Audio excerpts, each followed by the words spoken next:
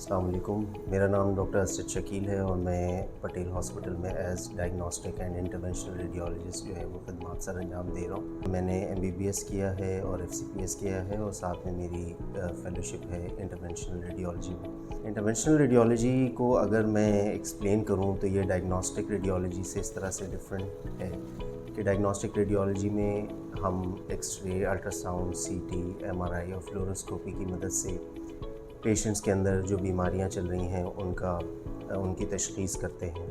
Interventional radiology इन्हीं modalities को इस्तेमाल करके यानी अल्ट्रासाउंड, CT, MRI और फ्लोरोस्कोपी को यूज़ करके पेशेंट्स के अंदर तशख़ीस के साथ साथ बीमारी के इलाज में भी जो है वो हेल्प करती है। और ये एक बहुत ही इमर्जिंग फ़ील्ड है, नई फ़ील्ड है।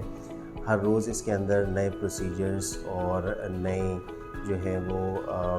टेक्निक्स जो है वो डेवलप हो रही हैं जिससे पेशेंट्स को काफ़ी फ़ायदा होता है। फ़ायदा इस सेंस में कि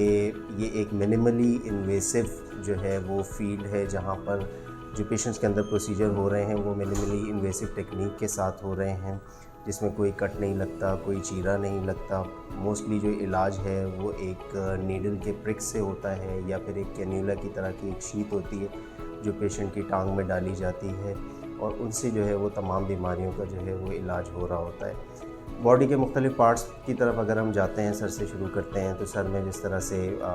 खून की नालियों के छाले बन जाते हैं या खून की नालियों के गुच्छे बन जाते हैं, उनके इलाज के अंदर इंटरवेंशनल रेडियोलॉजी काफ़ी अहम पार्ट प्ले करती है। ट्यूमर छोटे हों तो उनका जड़ से इलाज भी इंटरवेंशनल रेडियोलॉजी के अंदर कैंसर्स को बर्न करके जो है वो किया जा सकता है। और अगर ये ऐसी डिज़ीज़ हो गई है जो पेलिएटिव की तरफ चली गई है यानी जिनका मुकम्मल इलाज नहीं हो सकता, फिर भी उसके अंदर इंटरवेंशनल रेडियोलॉजी की मदद से टेस्ट प्रोसीजर्स जो हैं वो किए जाते हैं जो उन डिजीज़ को कम करती है, रोक के रखती है और पेशेंट की लाइफ क्वालिटी को जो है वो बेहतर करती है। मैदे और हाथों की जहाँ तक बात हो गई तो बहुत सारे ऐसे पेशेंट्स होते हैं जो मैदे के अल्सर की वजह से, हाथों के अल्सर की वजह से इमरजेंसी में प्रेजेंट करते हैं ब्लीडिंग के साथ, या फिर कोई ऐसे प्रोसीजर से गुजरे हैं जिसके बाद उस पेशेंट को ब्लीडिंग वगैरह डेवलप हो गई है, कोई सर्जरी हुई है,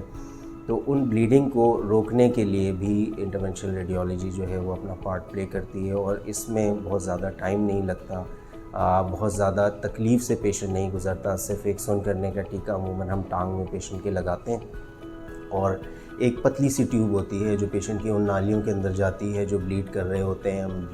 ब्लीडिंग वेसल को बंद करते हैं और फिर जो है वो प्रोसीजर वहीं पर एंड कर देते हैं और पेशेंट जो है वो 6 से 7 घंटे बाद अपनी नॉर्मल कंडीशन के अंदर जो है वो आ जाता है। यानी कहने का मतलब ये है कि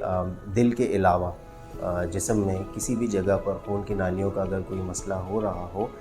चाहे वो गुर्दों का हो, चाहे वो फेफड़ों का हो, चाहे वो सर का हो या फिर पैरों का हो, तो वो इंटरवेंशनल रेडियोलॉजी ही के अंदर जो है वो कैटर किए जाते हैं ये सारे प्रोसीजर्स। ये जितने प्रोसीजर्स मैंने आपको बताए हैं इनमें से काफ़ी प्रोसीजर्स हमारे पास पटेल हॉस्पिटल के अंदर जो है वो परफॉर्म किए जाते हैं। इनकी सहूलत मौजूद है, हमारे पास ट्रेंड स्टाफ है और साथ में हाई एंड इक्विपमेंट्स मौजूद हैं जिसके ऊपर ये सारे प्रोसीजर्स जो है वो काफ़ी अच्छे तरीके से परफॉर्म किए जाते हैं। किसी भी क्वेरी के लिए आप पटेल हॉस्पिटल में डिस्कस कर सकते हैं। हमारी टीम कोशिश करेगी कि आपको बेहतर तौर पर गाइड करे जो आपके लिए ज़्यादा बेहतर हो।